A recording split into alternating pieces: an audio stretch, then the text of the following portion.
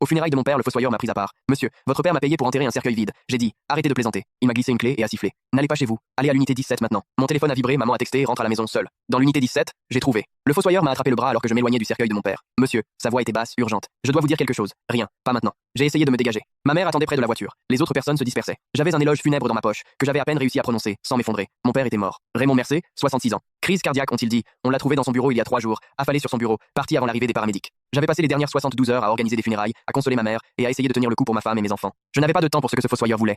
Votre père m'a payé, a-t-il dit. Je me suis arrêté. Payé pourquoi? Le fossoyeur, un homme usé d'une cinquantaine d'années avec de la terre sous les ongles et des yeux qui avaient vu trop d'enterrements, s'est penché plus près. Payé pour enterrer un cercueil vide. Le monde a basculé. J'ai eu le vertige, comme si le sol sous mes pieds s'était soudain transformé en eau. Arrêtez de plaisanter. Mon père est mort. J'ai vu son corps à la veillée. Vous avez vu ce qu'il voulait que vous voyiez. C'est insensé. Il y a eu une veillée. Les gens ont signé le livre d'or. Ma mère a embrassé son front. Le fossoyeur a pressé quelque chose dans ma paume. Une clé. Petit en laiton avec un numéro gravé sur la tête. Qu'est-ce que c'est? N'allez pas chez vous. Sa voix est tombée en un sifflement. Allez à l'unité 17. Entrepôt sur la route 9. Votre père a laissé des instructions. Des instructions? Il est mort d'une crise cardiaque il y a 3 jours. Mon téléphone a vibré. Un texto de maman. Viens à la maison seule. J'ai fixé le message. Quelque chose dedans semblait faux. Ma mère n'écrivait jamais comme ça. Courte, autoritaire. Pas de salut. Pas de chérie ou mon cœur comme toujours. Le fossoyeur a vu l'écran. Son visage est devenu pâle. Ne le faites pas. Il a dit, quoi que vous fassiez, n'allez pas chez vous. Pas encore. Allez à l'unité 17 maintenant. Pourquoi?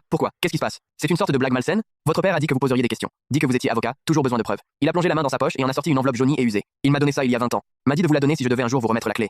J'ai pris l'enveloppe. Mon nom était écrit au recto de l'écriture de mon père. Il y a 20 ans. Il planifie ça depuis longtemps, fils. Quoi qu'il y ait dans cette unité de stockage, il voulait que vous le trouviez. Et quoi que signifie ce texto, il a hoché la tête vers mon téléphone. Votre père en avait peur. Assez peur pour simuler sa propre mort. Il s'est retourné et est parti, disparaissant entre les pierres tombales. Je suis resté seul près de la tombe de mon père, tenant une clé dans une main et une enveloppe dans l'autre. Le cercueil derrière moi était vide. Le texto de ma mère brillait sur mon téléphone. Et plus rien dans ma vie n'avait de sens. Je ne suis pas rentré à la maison. Je ne sais pas pourquoi. L'instinct peut être. L'expression sur le visage du fossoyeur. L'anomalie du message de ma mère. Ou peut être l'enveloppe. Je l'ai ouverte dans ma voiture, garée au bord du cimetière, les mains tremblant tellement que j'arrivais à peine à déchirer le seau. À l'intérieur, une seule feuille de papier couverte de l'écriture de mon père. Julian, si tu lis ceci, alors Marcus t'a donné la clé. Ce qui signifie que j'ai dû disparaître. Je sais que tu as des questions. Je sais que tu es confus, en colère. Probablement convaincu que c'est une sorte de canular élaboré. Ce n'en est pas un. Tout ce que je vais te dire est vrai. Et je suis désolé, plus désolé que tu ne le sauras jamais, d'avoir dû te le cacher si longtemps. Va à l'unité 17, route 9 storage. La clé ouvrira la porte. À l'intérieur, tu trouveras tout ce dont tu as besoin pour comprendre. Mais Julien, et c'est la partie la plus importante, ne rentre pas à la maison. Pas avant d'être allé à l'unité. Pas avant d'avoir compris ce qui se passe. Si tu as reçu un message de ta mère te demandant de rentrer à la maison, surtout s'il sonne faux ou hors caractère, n'y va pas. Ils la tiennent. Ils l'utilisent pour t'atteindre. Je t'expliquerai tout. Je te le promets. Ne fais confiance à personne sauf à la femme à l'entrepôt. Elle s'appelle Patricia.